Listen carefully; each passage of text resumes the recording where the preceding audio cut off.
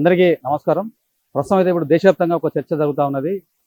E20 petrol పైన చర్చ జరుగుతూ ఉన్నది. దీనిపైన ప్రధాన ప్రతిపక్ష పార్టీలు కూడా ఆందోళన చేస్తున్నాయి. ఒకసారి మనతో పాటు ఇక్కడ ప్రస్తుతానికైతే ఇక్కడ హైదరాబాద్లోని ఆర్బిట్స్లో ఆమ్ ఆద్మీ పార్టీ ఆధ్వర్యంలో E20కి పెట్రోల్కి వ్యతిరేకంగా ఒక కార్యక్రమాన్ని చేపట్టారు. ఈ క్రమంలో భాగంగా ఇక్కడ మనతోని సోషల్ యాక్టివిస్టు నందికంటి సాయి కుమార్ గారు ఒకసారి E20 పెట్రోల్ ఉండడం వల్ల లాభమా నష్టమా, అసలు దానికి ప్రజలకు ఎలాంటి నష్టం జరుగుతుంది అనే విషయాలపైన ఒకసారి మాట్లాడే ప్రయత్నం. నమస్తేనే. నా పేరు నందికంటి సాయి కుమార్. నేను టీచర్, సోషల్ యాక్టివిస్ట్. ప్రధానంగా ఇప్పుడు దేశవ్యాప్తంగా ఒక చర్చ జరుగుతూ ఉన్నది. E20 పెట్రోల్ పైన చర్చ జరుగుతూ ఉన్నది. అసలు E20 పెట్రోల్ వల్ల వాహనదారులకు ఎలాంటి ప్రమాదం జరుగుతుంది? E20 అంటే పెట్రోల్ ఏమో 80%, ఎథనాల్ ఏమో 20%. పెట్రోల్ది calorific value 42 to 44 mole per joule per KG ఉంటుంది. అదే ఎథనాల్ది వస్తే 29 to 32 mole per joule per KG అని ఉంటుంది. అంటే రెండుది క్యాలోరిఫిక్ వాల్యూ వేరే కావడం వల్ల ఇది దాని లోపల ఎథనాల్ని బ్లెండ్ చేసి పెట్రోల్లో కలపడం వల్ల మైలేజ్ అనేది తగ్గిపోతుంది. ఫస్ట్ కొన్నిసార్లు వెహికల్స్ స్టార్టింగ్ ప్రాబ్లం వస్తుంది. వెహికల్స్లా కొన్ని ఎథనాల్ అనే దానికి ఒక కొరోజివ్ ప్రాపర్టీ ఉంది. కొరోజివ్ ప్రాపర్టీ హైగ్రోస్కోపిక్ అన్నమాట. అంటే అది వాటర్ తోటి తొందరగా మిక్స్ అవుతుంది అన్నమాట. అలా కావడం వల్ల ఏమవుతుందంటే దాని లోపల ఉన్న పార్ట్స్, గ్యాస్కెట్స్, ఇంకా మెటల్ పార్ట్స్, ప్లాస్టిక్, రబ్బరు ఇలాంటివి ఇంజన్ లోపల పార్ట్స్ ఖరాబ్ అయ్యి ఇవన్నీ షెడ్లకు పోతున్నాయి. మెయింటెనెన్స్ కాస్ట్ పెరుగుతుంది, రిపేర్కి పోతున్నాయి. కనుక ఫస్ట్ దీని గురించి టెస్ట్ చేయాలి. ఏప్రిల్ 2023 మనకు ఫేజ్ 2 BS6 వెహికల్స్ వచ్చినాయి. ఆ వెహికల్స్ అనేటి ఫ్లెక్స్ ఫ్యూల్ అన్నమాట. ఫ్లెక్స్ ఫ్యూల్ అంటే ఎలాంటి టైప్ అయిన పెట్రోలు ప్లస్ ఎథనాల్ కలిపినా దానికి ఏం ప్రాబ్లం కాదు. 2023 కంటే ముందున్న వెహికల్స్ అవి ఏవైతే దేశంలో ఉన్నాయో అవన్నీ వెహికల్స్ ఈరోజు ఇబ్బందులు పడుతున్నాయి. ఎన్ని వెహికల్స్ ఉన్నాయి అలాంటివి అంటే 22 crores 2-wheeler వెహికల్స్ ఉన్నాయి, 8 crores 4-wheeler వెహికల్స్ ఉన్నాయి. ఈ వెహికల్స్ అన్నీ చాలా రిస్క్లో ఉన్నాయి. ఇది ఇలానే కంటిన్యూ అయితే రానున్న రోజులలో ఆ వెహికల్స్ లోపల ఇంజన్స్ డ్యామేజ్ అయ్యి వెహికల్స్ ఖరాబ్ అయ్యే అవకాశం ఉంది. కనుక ప్రభుత్వాలు ఫస్ట్ కొంచెం E5, E10 అలా పెంచుకుంటా మన వెహికల్స్ స్టాండర్డ్ మ్యానుఫ్యాక్చరింగ్ పెంచుకుంటా ఇవి వచ్చేది ఉండే.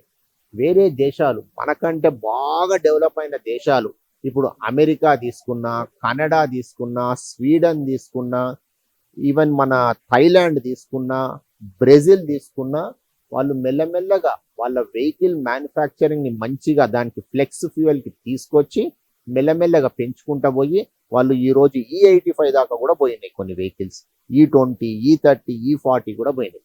కనుక మన దగ్గర సుప్రీం కోర్ట్ అడిగింది ఈ వెహికల్స్ సేఫా అని అడిగింది. E20 పోస్తే వెహికల్స్ సేఫా అంటే సెంట్రల్ గవర్నమెంట్ ఏమన్నది, ఇది ఎక్స్పెరిమెంటల్ మోషన్లో ఉన్నది, ఒక 1 year అయితేనే మేము కరెక్ట్ రిపోర్ట్ ఇవ్వగలం అన్నారు. అంటే 1 year తర్వాత రిపోర్ట్ వీళ్ళు ఇచ్చి దీనివల్ల ఖరాబ్ అవుతుంది అంటే ఆల్రెడీ ఖరాబ్ అయి ఉంటాయి వెహికల్స్. కనుక గవర్నమెంట్ అడల్ట్రేషన్ కాకుండా చూడాలి. ఈరోజు ప్రతి వస్తువు అడల్ట్రేషన్ అయిపోతుంది. పాలు కల్తీ వస్తున్నాయి, పన్నీర్ కల్తీ వస్తుంది, టీ పౌడర్ కల్తీ వస్తుంది, మనకు తేనె కల్తీ వస్తుంది. అలా కల్తీలను అరికట్టాల్సిన గవర్నమెంటే కల్తీ చేస్తే ఎవరికి చెప్పుకోవాలి మేము? కనుక E20 పైన మొత్తం ఒక పైలట్ ప్రాజెక్ట్ లెక్క టెస్టింగ్ చేసి అది ప్రజల మీదకి వదలాలని నేను కోరుకుంటున్నాను. ఇప్పుడు E20 పెట్రోల్ అయితే ఇతర దేశాలలో ప్రధానంగా వాడుతూ ఉన్నారు. అక్కడ లేని సమస్య మన దేశంలో ఎందుకు వస్తూ ఉన్నది? దీనిపైన మీ అభిప్రాయం? బ్రెజిల్ దేశంలో 1970 తీసుకొచ్చిండ్రు.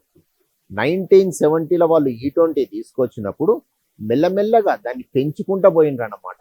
వెహికల్ మ్యానుఫ్యాక్చరింగ్ దాన్ని తగ్గట్టు చేసుకొని ఫ్లెక్స్ ఫ్యూల్ చేసుకొని, ఫ్లెక్స్ ఫ్యూల్ అంటే ఎలాంటి ఫ్యూల్ పోసినా ఆ ఇంజిన్ తట్టుకోగలది. మన దగ్గర ఆ వెహికల్స్ అలాంటివి లేవు.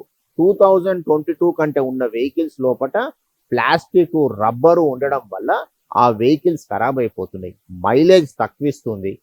దానివల్ల ఒక్క బెనిఫిట్ మనకి ఏంటంటే పొల్యూషన్ ఉండదన్నమాట. ఫార్మర్స్కి బెనిఫిట్ అవుతుంది. కొన్ని బెనిఫిట్స్ ఉన్నాయి, దాంతోపాటు నష్టాలు ఉన్నాయి. ఈరోజు 22 crore వెహికల్స్, 2 వీలర్స్ అనేవి రిస్కులు ఉన్నాయి. దాంతోపాటు ఒక 8 crores వెహికల్స్ కూడా రిస్కులు ఉన్నాయి.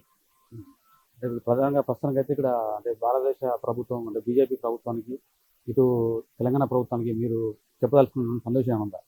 ఇప్పుడు ఈ వాహనదారులకు ఎలాంటి ఇబ్బంది కలగకుండా బాగుంటుంది అనేది మీ సందేశం.